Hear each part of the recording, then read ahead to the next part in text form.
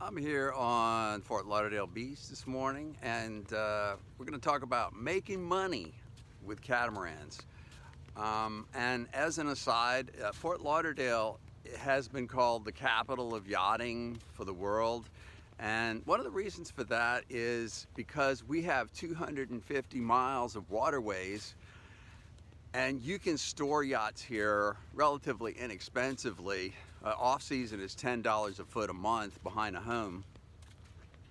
So when you're ready to come see some secondhand yachts, just stop here in Fort Lauderdale for a day. I'll show you as many different models as we have on hand, and I'll show you the bad and the good about every different model. And usually by the end of the day, you have a very clear idea of which you would take and what works in your budget.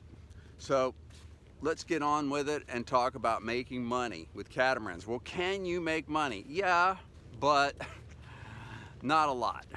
And the reason for this is that catamarans are really just rental equipment that depreciates very rapidly because the equipment and components on board wear out fairly fast.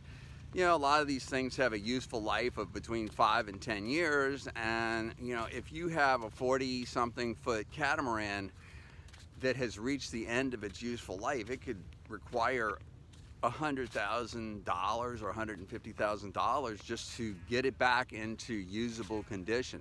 And this is precisely why the charter companies get rid of all the yachts in years 5 and 6 most of the time. So let's talk about the different ways that people can generate revenue from these things. So the most popular is the bareboat charter management companies.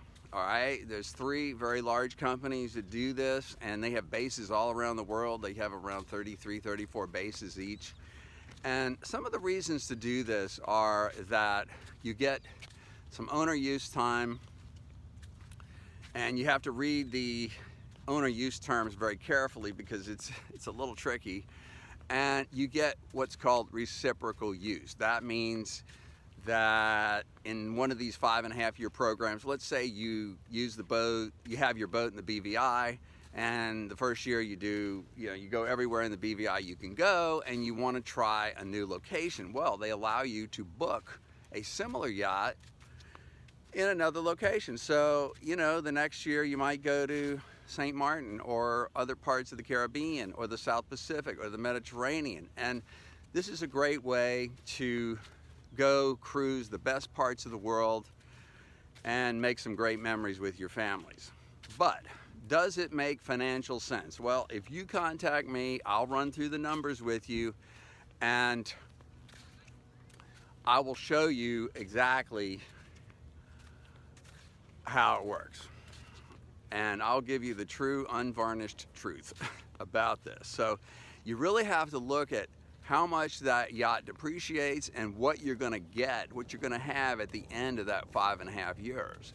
Because if it was such a great investment, why wouldn't these companies just own all their boats? So, you know, give me a call about that. I can run through the numbers. Now, there's another aspect to this, which is a crewed yacht. So now these are generally 50 feet on up, and this is where you buy a yacht. It's usually $1 million on up, because it only works with the larger sizes, you know, 50, 55 on up. And they manage the boat and charter. You get to use the boat. And the great thing about this is that the crews take care of the yacht. There's usually the same crew for the 5-year period that it's in charter, and they take very good care of the boat. They're responsible for the condition, and usually things get fixed very quickly because they're living on the boat the whole time. But this is a very small segment of the market. Okay, so those are the 2 charter management typical programs that you run into, and we need to go over the numbers on those. Okay, now there's another way to make money. Let's say you buy a 5-year-old yacht that has a few years of life left on it. And one thing you could do with those is day charters. So boats like this usually go out for a lunchtime snorkel trip. You know, it might last 3 hours. You may give the customers some lunch, go snorkeling. You know, usually it's around $100 a head. If you get 6 people, that's $600. And so it's short and sweet. They also, a lot of day charter boats will do sunset sails, where you take the customers out for 2-3 hours right around sunset, and you sail around, have some cocktails, and you know, it's usually priced about the same. So now, is this a way to make big money? No, because you can't fit a lot of people legally on these boats. Some of the charter companies that have these big day charter boats, you know, where you can put 49 passengers, well, they can make some money, but that's a different part of the market and more difficult to get into. So now, one reason that I like day charters is because at one time, 30 years ago, I did term charters. That means week-long charters, and I was training people on how to sail safely, and we were doing certification programs for American Sailing Association. But the problem with those, with being your own captain and doing those, is that these charters usually fall within a 7 or 10 week period, all at the same time. And you know, you go out on like a Sunday at noon, you know, come back the following Saturday, and you have one day to clean the boat, fix anything that broke, go to your mailbox, get your mail, deal with your mail. You know, if you got to go to the pharmacy or whatever, you know, you don't have a lot of time to do that. And you know, you might do 7 weeks in a row, and if you don't agree to do that, well, the charter bookers will say, well, we can't depend on you, too bad. And so this is a nice recipe for burnout. And you know, because you know, on these term charter cruises, you know, a lot of these charterers, they, you know, they'll have one person who wakes up at 6 a.m. and, you know, their toilet is clogged because they didn't listen to your briefing about how to use the toilet, and they put a hairpin down there or something else, and so you're fixing a toilet at 6 a.m. And then, you know, throughout the day, these people, they want to go, and then there's always a couple that wants to stay up till 2 a.m. because it's their vacation. And so they want you to stay up and tell them sea stories. So, you know, this kind of gets old after a while. So term charters is really a difficult thing to do. And you can make pretty good money. You know, maybe $1,000, $2,000 a week, something like that. Now, there's something else that I like a lot, which is Airbnb. And when you are doing this sort of a revenue earning activity, I think it's important to be in a good location. Usually you want to be in a nice marina, and you're offering an alternative to hotels. So, you know, your staterooms can't be as big as these suites that you get in hotels. So you may have to discount it somewhat, but the great thing about Airbnb is that they do the marketing for you, they collect the money for you, and you really don't have to have a captain's license or any real skills. You just have to, you know, you're just providing a hotel room for a few days or a week in a nice location. So, you know, when you're not doing that, you might, you know, go out for a cruise or something. So I like this new Airbnb thing, and I know there's yachts around here, like in Fort Lauderdale, that are making money doing this. So I would look into that as well. And that is really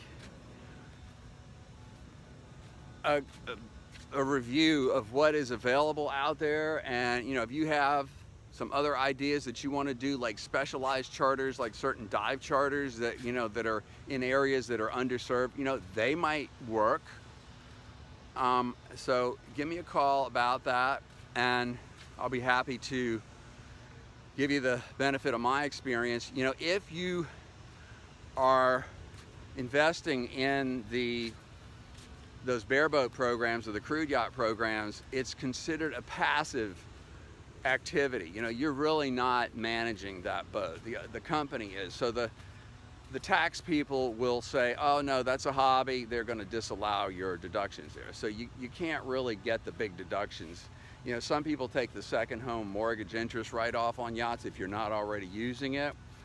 But if you want to avail yourself of the tax benefits of owning a mini charter company, we can set you up in one. But remember, you have to be able to show that you can make a profit in certain years. And this is sometimes difficult because you're competing against these big charter companies that are very well capitalized. And a wise man with one of them once told me, when I asked him, I said, how do y'all make money? Anyway, he said, Gary, we don't make money in charters. We never have, and we never will. We make money selling the yachts when they're new and when they're used. That's it, period. That's the only way we make money. So how are you going to compete against these well-capitalized, sometimes public companies that have all these very smart people doing the marketing and sales and booking and travel? And you know, it's very difficult to compete with them. So this is why I say you have to look very carefully at this. And you know, if y'all give me a call, you can contact me through my website, largecatamarantsforsale.com, and we can set up a conference call. I'm happy to brief you on your situation if you like, and see how we can help pay for your yacht. Thanks for tuning in. Talk to you later.